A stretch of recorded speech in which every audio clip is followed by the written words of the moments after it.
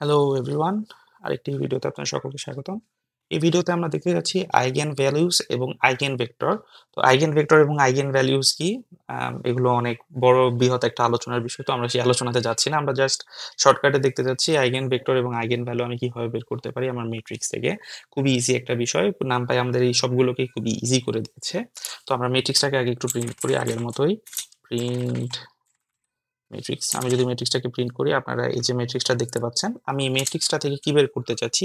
Eigen vector এবং eigen value. ওকে? So এর জন্য আইগেন ভেক্টরের জন্য আমি ইজিভিইসি নিলাম। ভ্যালু VALUE এবং আমি কি নিতে চাচ্ছি?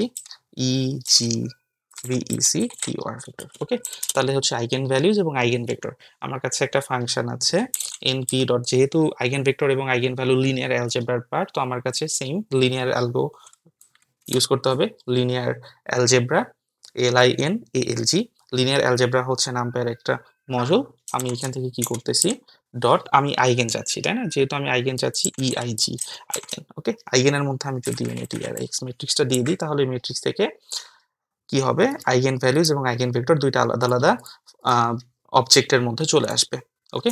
আমি যদি প্রিন্ট করি ইজি ভ্যালু এবং আমি যদি প্রিন্ট করি easy VEC pure vector. Okay?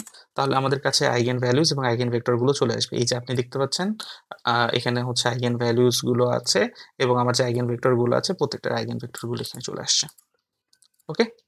So thank you. দেখা হচ্ছে আরেকটি ভিডিওতে।